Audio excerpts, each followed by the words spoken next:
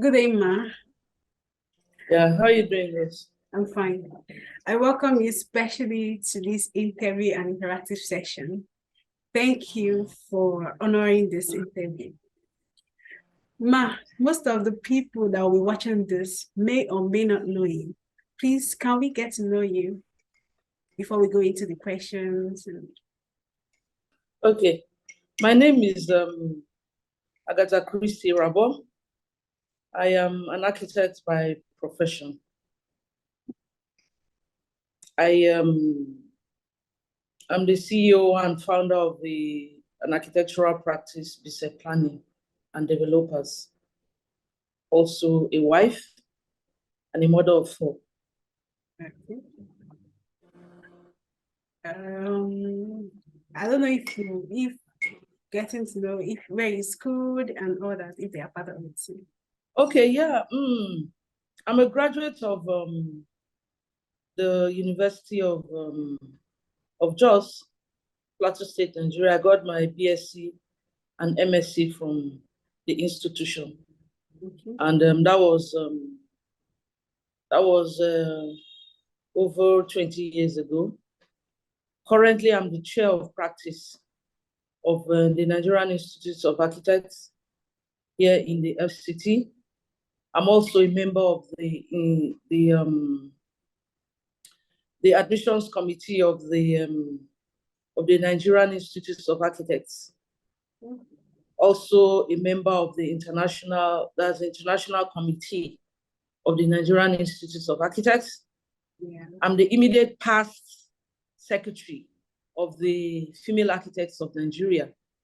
And currently I represent the country from the Nigerian Institute of Architects to the International Union of Architects as a member of the Social Habitat Work Group of the International Union of Architects. I have actually also been an ambassador for the London Build Expo for the past 2 years, 2021 and 2022. So you could say I'm I'm a seasoned architect. Yeah, thank you so much, Ma. It's a pleasure. And also, yeah, and also the COO, that's the Chief Operating Officer, okay, and the lead architect for Niels Realty Limited. That's a fairly new real estate firm in the FCT. Yeah. All right. Thank you, Ma. So, Ma, I welcome you once again to this interactive section.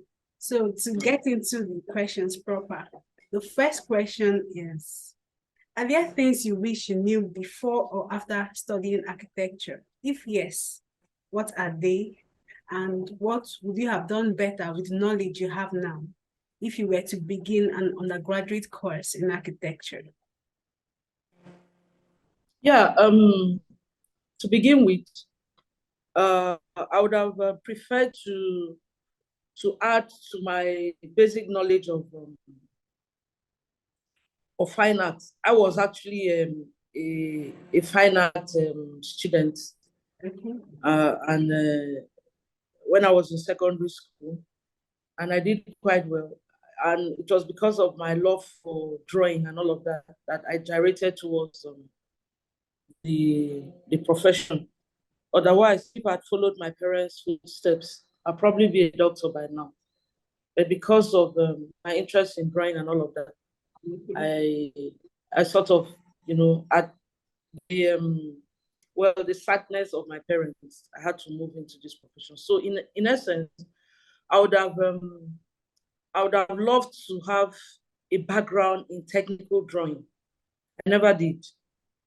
I was artistic, and all of that, but I never did. So I would encourage anyone who wants to go into architecture to have a technical background, at least in the secondary school sets, should be able to have the knowledge. It will actually make life a little bit easier for for whoever is going into architecture in terms of designs and all of that. And then again, I would have loved to also have an idea of what it takes to be, because going to study architecture in the university is not really the end of it. Because at the end of the day, you are really not an architect by every parameters that is obtainable around the world today. You still have to go through certain training. Now, I'll tell you why I'm saying so. For medical doctors, as soon as you get into the first year, you are aware of the fact that you're going to be going through a certain level of training in the hospitals. It's from day one, you know that from year one. You know you're going to go through a tutelage during the course of studying the university at the hospitals, a teaching hospital of the medical school you are attending.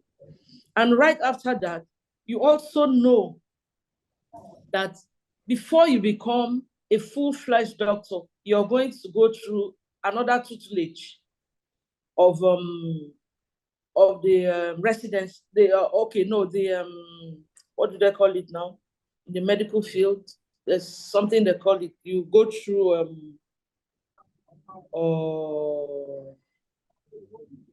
maybe if I remember, I'll say it out there. But the medical doctors listening to this will understand what I'm saying. So you go through it, during a period of 1 year, and then you are called internship. And then you are, I think even the pharmacists also go through that. You are now ready to, the board of a medical association that gives you a license to be able to practice. But most times, when I got into the university, I didn't know any of that. It wasn't well spelled out.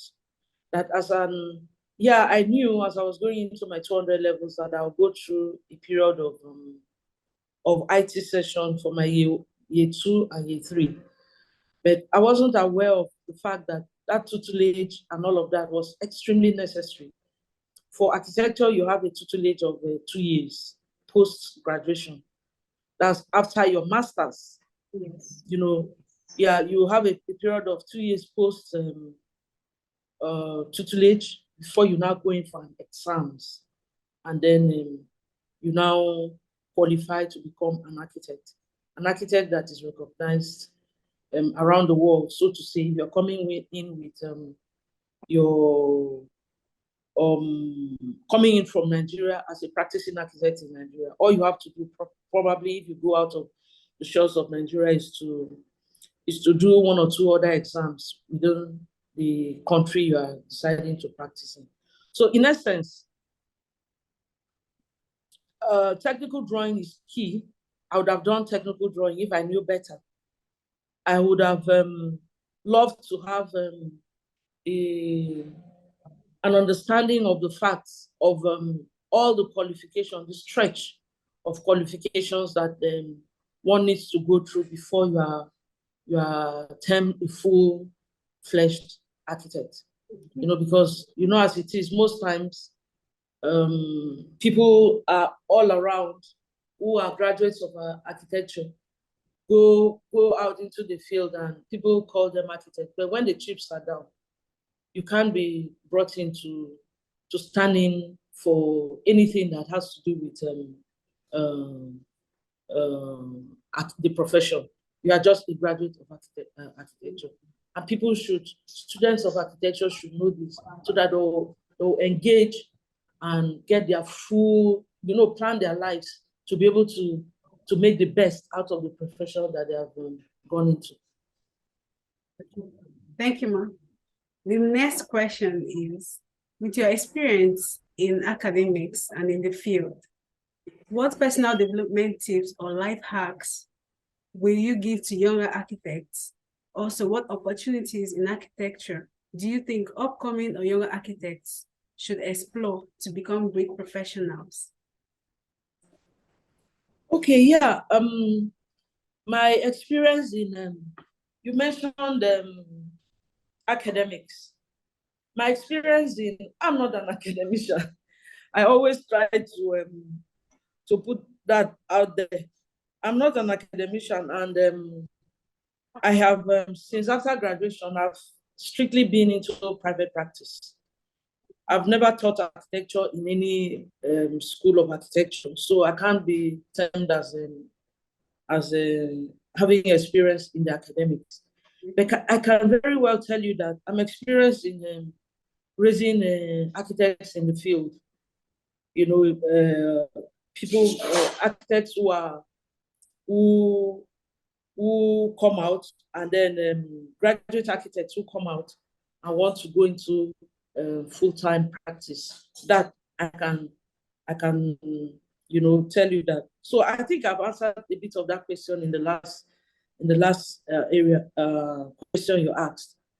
Number one, I would like to put out there, students of architecture, those who are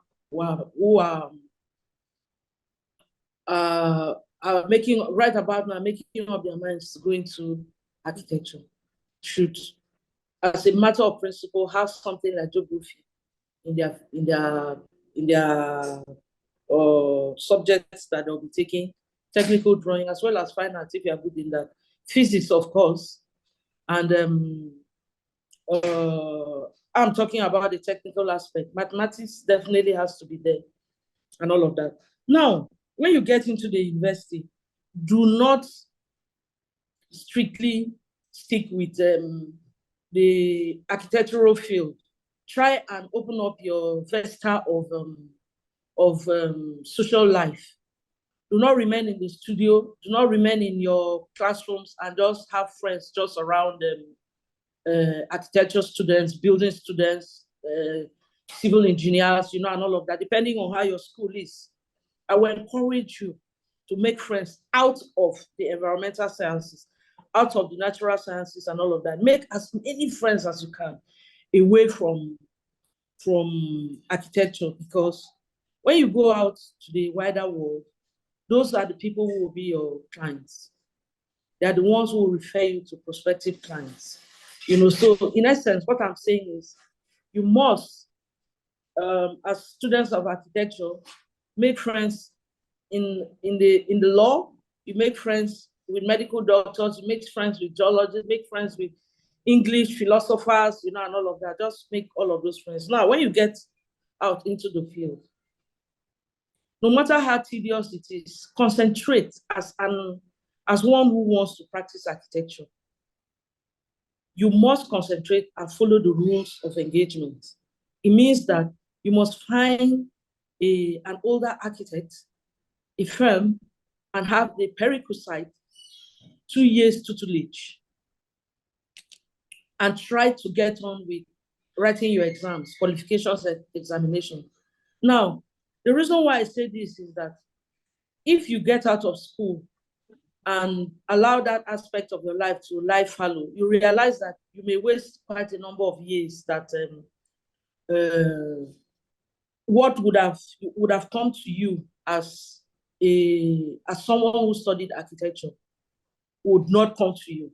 You lose out on that, because if you are able to get your license almost immediately, 2 years, 3 years after graduation, you are on top of your game. It means that you can do just about everything you need to do in the field. So that's number one advice I'll give to anyone who is listening to me right now.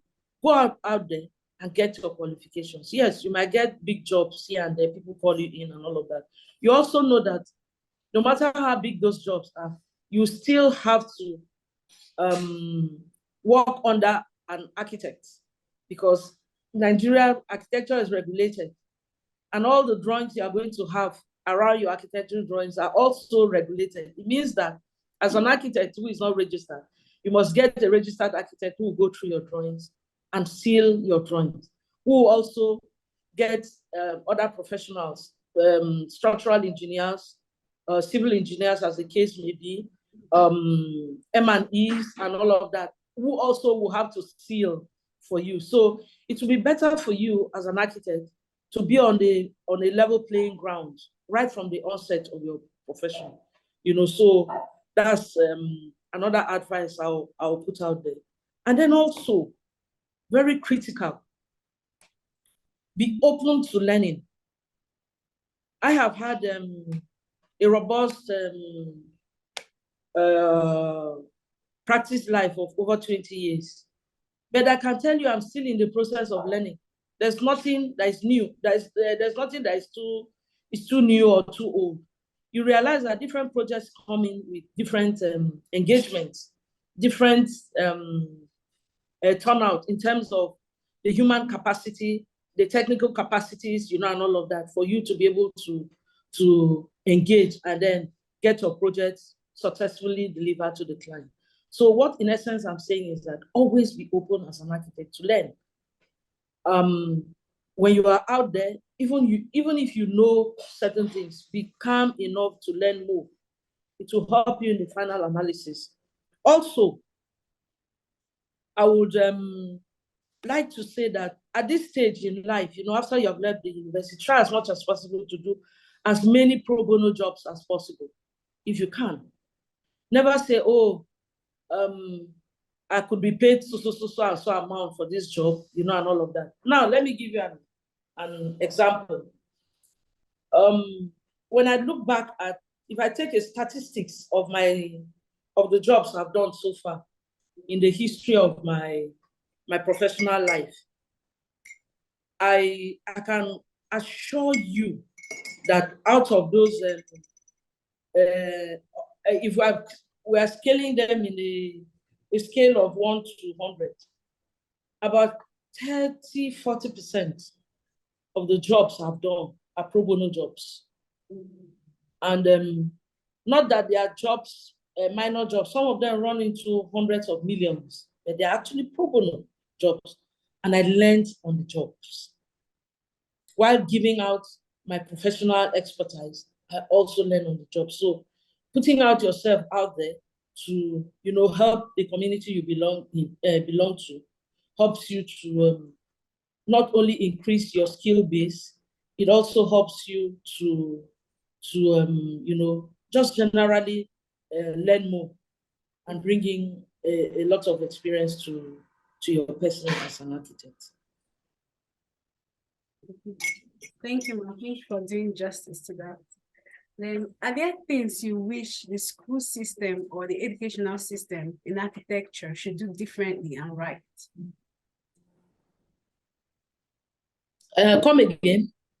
I said, are there things you wish the school system or the educational system in architecture should do differently and right? Yeah. I would especially in Nigeria. I would love for schools of architecture to have an academic and a practical approach, a more practical approach to the study of architecture.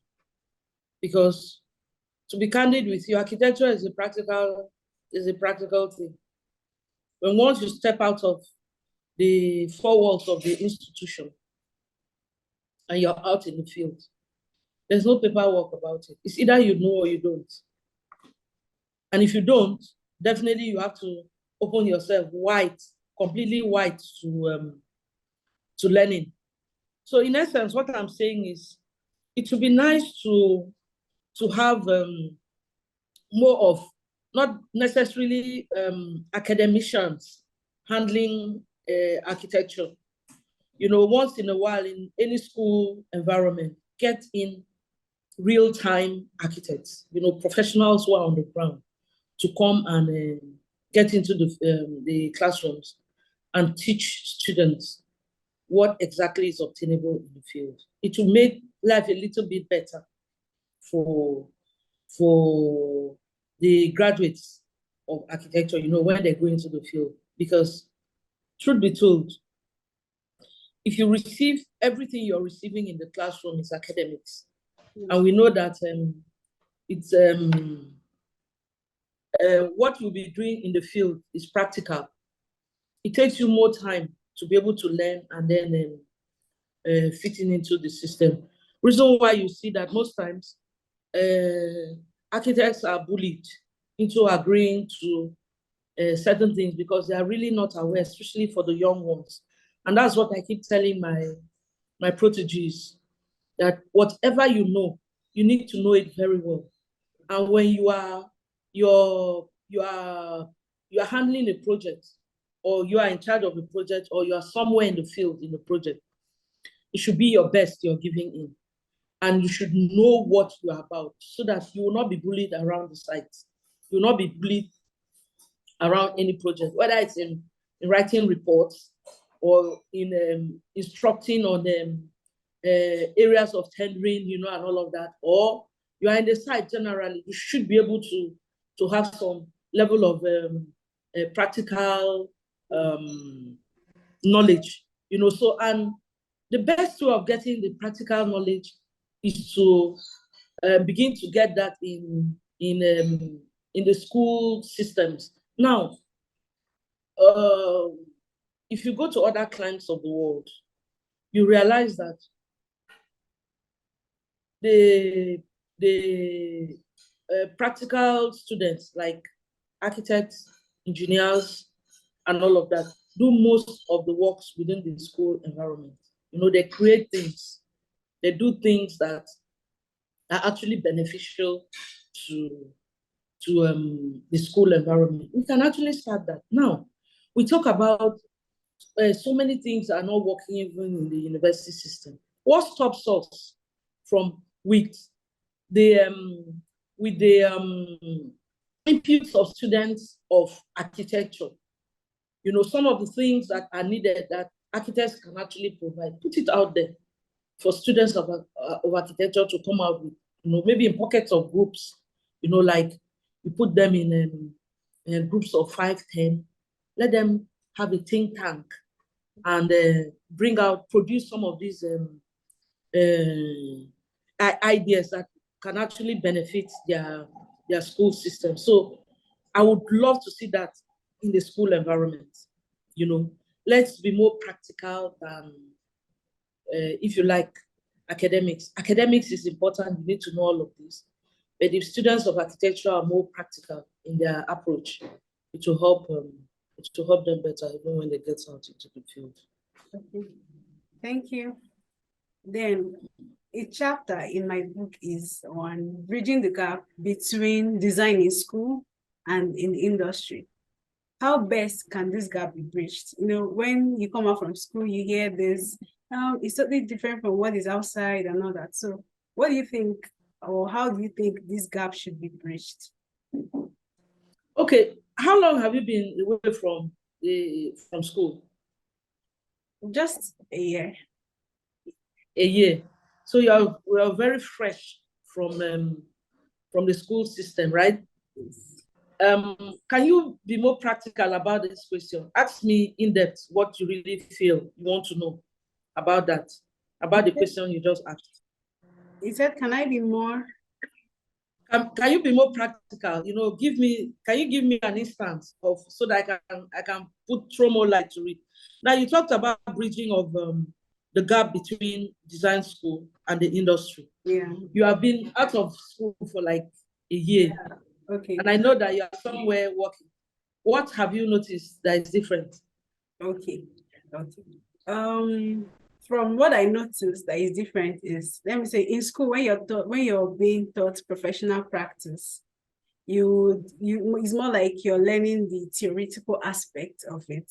So when you come out, you begin to see some slight differences. Okay, this is how it is actually done, or this is the practical aspect of these things they have been saying in the classroom. So I'm thinking, is there a way to mitigate the two? To bridge the gap. Yeah, bridge the gap. I have I think I spoke extensively about that. I've talked about that.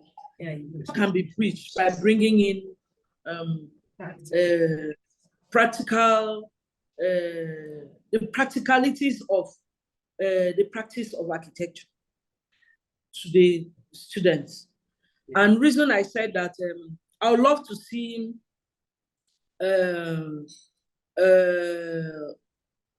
architects who are practicing in the field, you know, be part of the educational system. You know, once in a while they come in, giving their true picture of what's actually going on. Not necessarily all academics. It makes life a little bit easier. You know, I've said that before. It actually bridges the gap, if you may call it that way. You know, because if during the course of, okay, now let me give you a practical example of from the onset, I was clear about how I wanted to practice architecture.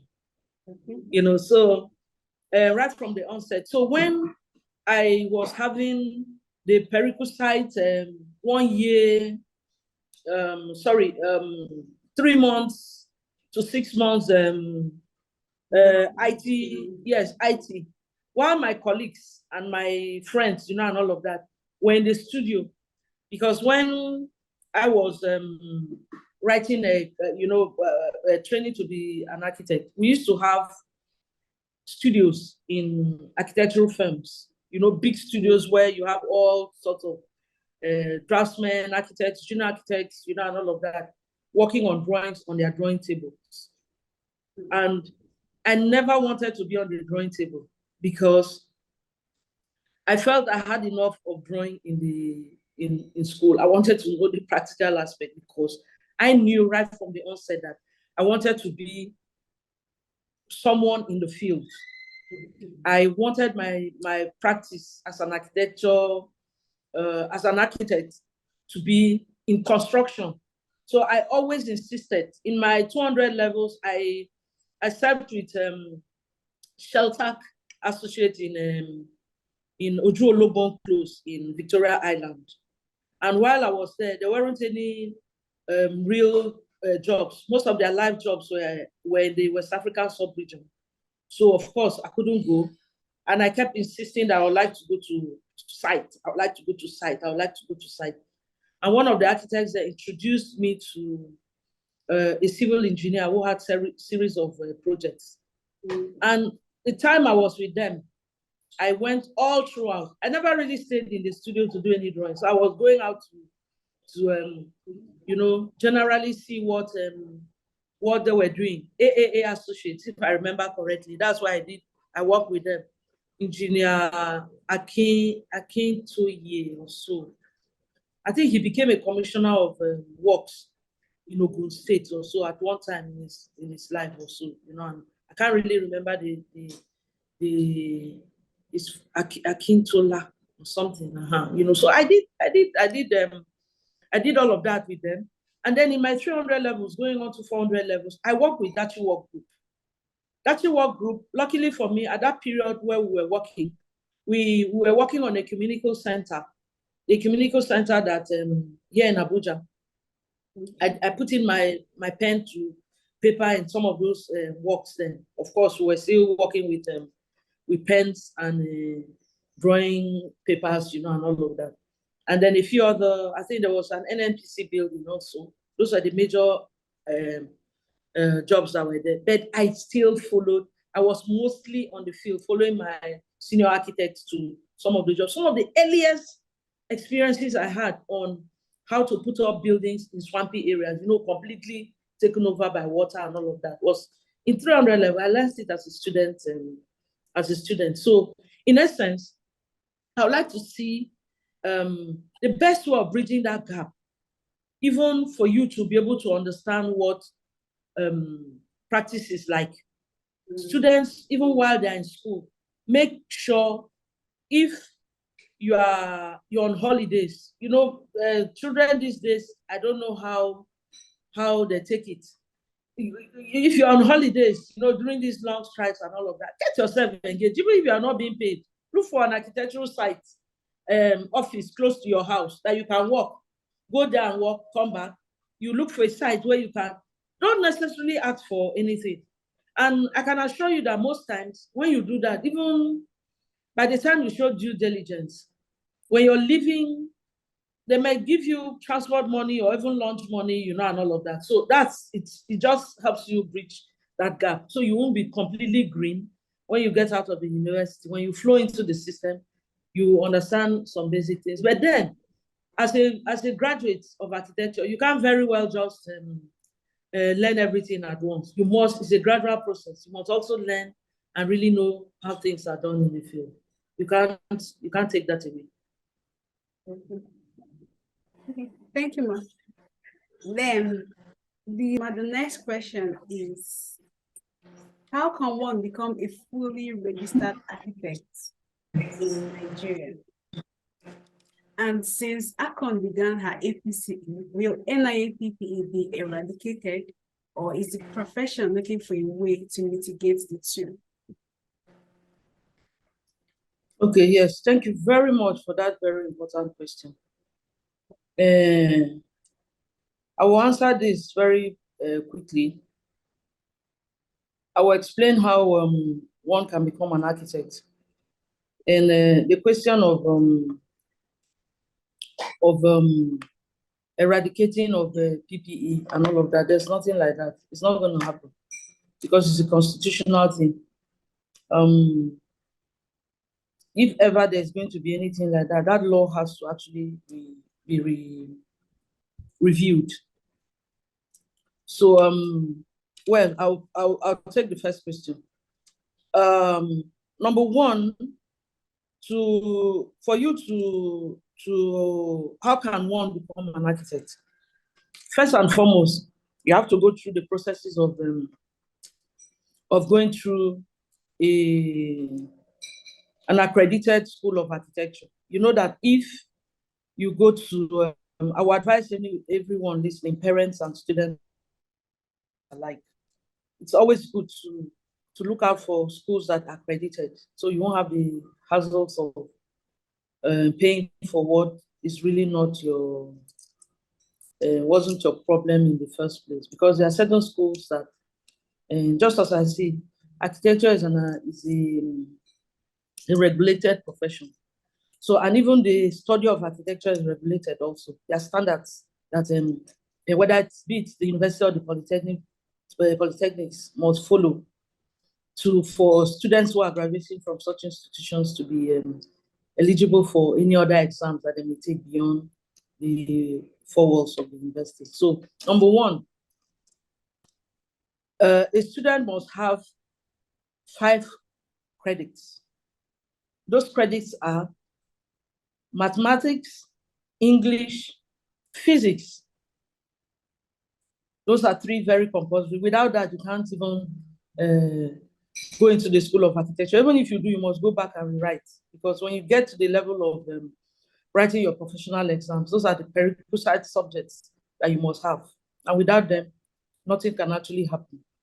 So now, you have that and any other 2 subjects. I always advise people to stick to science subject. It helps, because when you understand a bit of chemistry and biology, it helps with your materials, you know, materials combination and elements within the building industry, because you realize that most of the materials we use around our building are either chemically based or biologically based. So if you have certain knowledge of some of these things, it will help you better. Then at the end of graduation, if you are from an institution that is already accredited, you don't have a problem. So you can have your 2 years tutelage with a registered architect, a registered firm, you know, someone who can actually stand in for you, teach you the ropes of practice, and then you apply for your PPE. That's what, right now, that is what the Act, ARCON, our Act says. The Act that that directs the practice of architecture says, that's what it says. You know, so the last 4 or 5 years or so, there's been this issue of ARCON writing exams. ARCON, ARCON pushing out exams for people to architects people who want to become architect licensed, then right. But I will advise you to go through the ARCON Act. There's an act that regulates, that is statutory, that regulates architecture in Nigeria, and that's the ARCON Act. And the ARCON Act says the exams will be supervised by the institute. And the institute is the Nigerian Institute of Architects. Let me tell you, before we had the Nigerian Institute of Architects and we had the Architect Registration Council of Nigeria, a group of architects who studied in the UK, our forefathers, came in back to Nigeria, and they had to for them to be able to practice in Nigeria, they had to write the RIBA exams. That's the Royal Institute of Architects exams, and qualify before they can practice here in Nigeria. Also, they came up and discussed that, well, since they have quite a number of architects now who have graduated out of other schools in other parts of the world, they can actually form an institute for themselves here in Nigeria. And they did that. So that's how the Nigerian Institute of Architects came into be in, I think, 1st of April 1960. It came to be. So, and during that period, they still had to, yes, they had the Nigerian Institute of Architects and all of that, but RIBA was still, regulating what they were doing in Nigeria. That's they had to get, also permissions and all of that to do whatever it is that they do here in Nigeria. So what they also did was to try and push the norms of practice of architecture within the country, push it to the National Assembly, the then National, House of Assembly, to be able to enact a law that will enable Nigerians who want to practice here, not just Nigerians, people who want to practice here, to have our own kind of regulation that fits our climate. That's how ARCON came into being. You understand? So the ARCON Act is an offshoot of the works of architects. The Nigerian Institute of Architects was in place.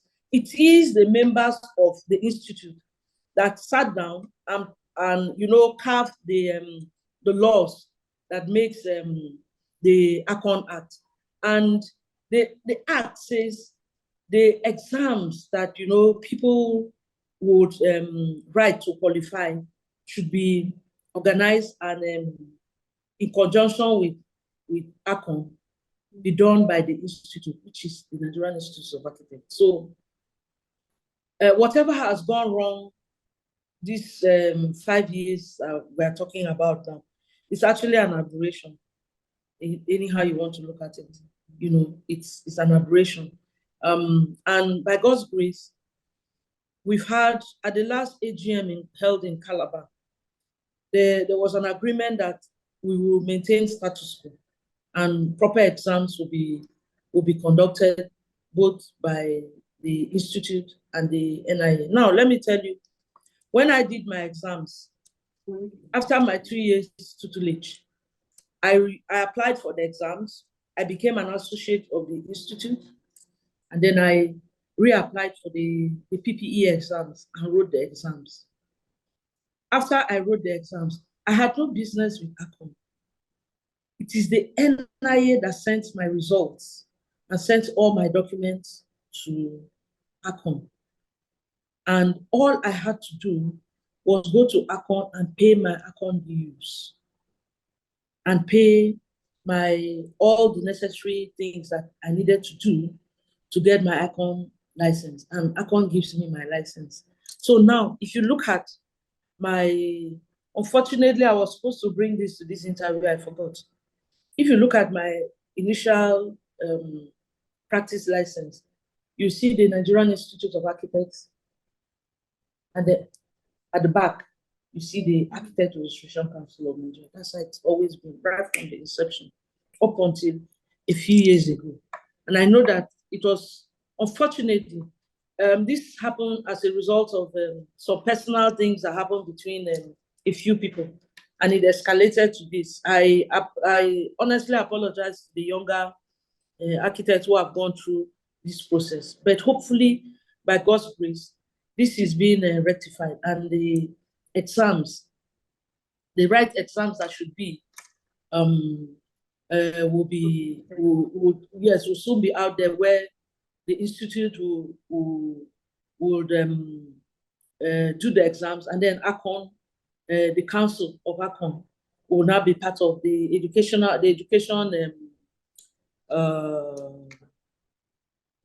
committee of the ARCON, will be part of the education committee of the institute, and then they'll do the proper exam.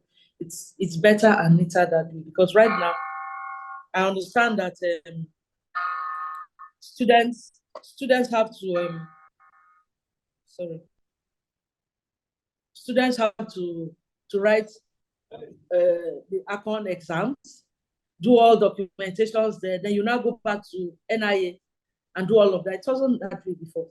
I know it's cumbersome and it's really unnecessary, because we are all architects and we are protected by the same laws. We work in the same environment. There shouldn't be any issues of writing 2 exams just to become an architect in the same country. You know, hopefully we should. This is hopefully the next exams that needs to be written as soon as the ARCON council is instituted, we'll have an exam, hopefully. And I pray this never happens in the history of architecture in Nigeria again. We hope for better days and better, yeah, absolutely, practice in the profession. Then another thing that has been an issue is there has been this controversy between those that studied in the Polytechnic, those that studied architecture in the Polytechnic, and those that studied architecture in the university. What are the processes involved in becoming a registered architect through the Polytechnic sector? Okay, yeah, you see, this is the reason why I said earlier on that the issues that arose shouldn't have been. It's actually an aberration. Prior to now, when you graduate from the Polytechnic, there are 2 ways. You could go back and get your BSc and then do your master's. There's another way that the institute had actually worked on, where you do certain exams. You write certain exams, you know, the PPE,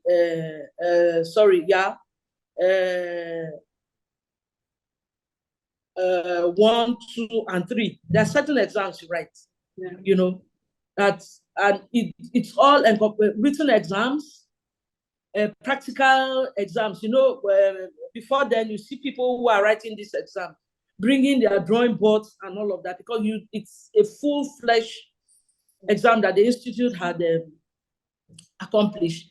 That when you come out from the Polytechnic, you write. It takes long anyway, because it's not an exam you just write within a year or 2. No, because you do it. Sometimes some people run it for 3 years, you know, and all of that. And then you now are eligible to, if you pass all the stages, you are eligible to write the professional practice exams itself. And then you are given your license, because all of this went in conjunction with the architectural board. You know, that's the ARCON, sorry, you know. But because when these issues now came on board, there was a division. ARCON was insisting no graduates of the Polytechnic can write exams, you know, and all of that. Let me tell you the truth. Do you know that our current president of NIA is a graduate from the Polytechnic? Did you know that? I didn't know. Yes. He is. It's a graduate of the, and the system was working perfectly. You know, you needed to write all of these exams, and then you are qualified to go ahead with this exam. So, but all these issues came about, and people are now having all of these problems. But hopefully, if it works out, but some people just don't, because passing these exams also, it's not an easy thing. So most people just decide to, after their OND, they go in for a BSc somewhere else, finish their masters, and just come out clean coats. But there's room for people who have passed the profession, who have passed through the polytechnic education to go through to become full-fledged architects in Nigeria. Actually, there is room for that. I would advise you to go through some of our constitution, the ARCON. If you can lay hands on that, if you can't, to let me know. I can push all of that to you. You get the ARCON Act, read it. You get the constitution of the Nigerian Institute of Architects. You see some of this. There was no ambiguity. There wasn't any ambiguity. What you're seeing here is actually an aberration. So we hope and pray that things will be better for. And let me quickly say something before we move on to the next item. I have been privileged since 2017 or so to be I've been called from the private sector to be an accreditor in the Board of Technical Education. So I accredit polytechnics. And I can tell you comfortably here that, especially for the very big polytechnics, they have all what it takes. Those students learn the academics, and they are quite practical. When you go into some of their studios, you actually see these things, the question you asked earlier on, you know, about bridging the gap and all of that. Most of them have already bridged the gap, even while they're in school, practically, because they have these machineries of construction. They know their masonry works, they know their ironmongery works, they know carpentry works, you know, just about everything. They know these things. They know the practical on how to put them properly in a practical sense of it. So why now push these candidates aside and say they are not liable to become architects? It doesn't make sense to me. This is a personal stand. I don't see a reason why children from graduating from the Polytechnic should be pushed aside. Yes, those exams are there to make them come on board to certain levels that we expect as architects. They should be allowed to write these exams and then allowed into the field. I tell you right now that most times in my practice, as soon as graduates from the Polytechnic, you put them through on certain things, you know, like real professional practice, academic aspects of practice. They give you more detailed designs. In all truth, that's my experience, and they understand the rudiments of construction more than most university graduates. That's my experience, and I can gladly put it out there. So it's something that it's actually personal to me, and I think it's something that should be looked into, and hopefully that has been done, and hopefully things will be done properly. They shouldn't be discriminated against. Highest we can do is put up exams for them, you know, move up, because the practice of architecture, and that's what happens in other parts of the world. RIBA, who we got almost everything about our the structure of the practice of architecture, and that's what they do. You know, that's what they do. There are certain exams you just go through, you know, like when you leave Nigeria now and you're going into the US or you're going into Canada, Australia or the UK, Europe, and all of that. Because they know that as an architect in Nigeria, you're gone through the proper tutelage. Now, what they put you through is you write certain exams. Those exams will help you. What are those exams? It's not that you don't know what to do as an architect moving into these countries, but it helps you understand better how they do their practice over there, what is expected of you as a professional, so that you will not be liable when you go into practice. So that's what it should be. As long as those schools are accredited, properly accredited and all of that, the students should actually be allowed to go through certain exams and then write their PPE and be absorbed into the system as a full-fledged architects. That's my stand. Okay. Thank you so much, Ma. Then finally, what would be your pieces of advice or words of encouragement to upcoming younger architects? Okay, critical amongst them is there should be calm. In our local parlance, there should be calming down to to learn. These are experiences I've had, and most of my colleagues and maybe senior ones have. Now, we have all manner of skill sets in the way we present drawings, softwares and all of that makes life a little bit easier. Some people think it is when you master the softwares and all of that makes you an architect. No, it isn't. Trust me, it isn't. Because there are many people who I have even come across who have mastered the software of AutoCAD, Rivet, Beam, just about all these other softwares that we have. They aren't architects. They are even, some even in other fields of construction, our allied professionals. You see structural engineers, or even QS. Some are quite determined. They can put up drawings for you and all of that. But are they architects? No, they are not. So in essence, what I'm saying is that for the young ones who are coming up, architects, put yourself down there, reduce your pride a bit in the amount of software knowledge you have, and learn the rudiments of architecture, because it beholds on you to be able to tidy up your act as an architect in the field. Now, we say, oh, architects are the master builders. How do they put it now? There's a balance that says we are the master builders. Right? Yes, we are the master builders. We are the team leads. We are the head of the team and all of that. Like, look, if you don't know what it is to be an architect, you cannot lead anybody. That's just the truth of the matter. You cannot lead anybody, because you must be able to ground yourself in construction. You must be able to ground yourself in who you are as an architect. As an architect, it's not just to design. You must understand the other allied professions, how they come in, where they come in, and their stake. If you don't know any of that, you'll be on the side. It will be a QS who will be directing you. A civil engineer will be directing you.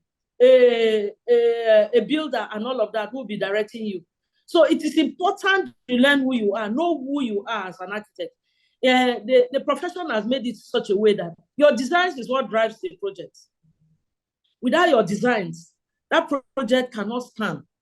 You are the one who has been given the license. You are the one who has been given the constitutional position to design. You are the one who brings in all the other allied professionals into your team. They cannot work on any design unless you bring it in. So now, if you don't know how to handle that, how do you push your drawings? How do you handle the other allied teams? So my advice to anyone listening to this now is learn who you are. Who is an architect?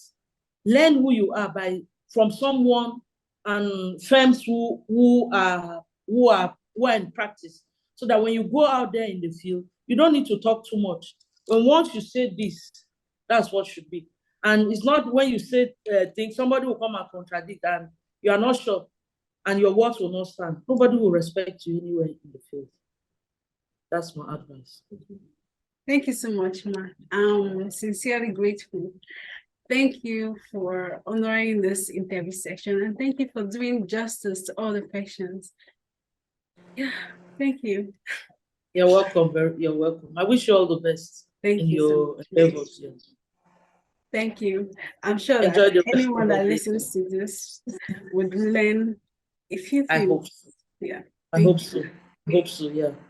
Enjoy the rest of your day. Thank you. And you too. So to wrap up this video session, do you have any questions bothering you about the NIA, ARCON, architecture and architectural practice in general in Nigeria? I'll leave a link in the description of this video so as to enable you ask your questions. Don't forget to subscribe so that you get notified when the questions have been answered by architects and when I upload the next video. And finally, share this video to your friends so that more people can be informed and send in their questions. We can all learn from one another. Thank you so much. Thank you for watching. I hope this was informative. Thank you. See you next time.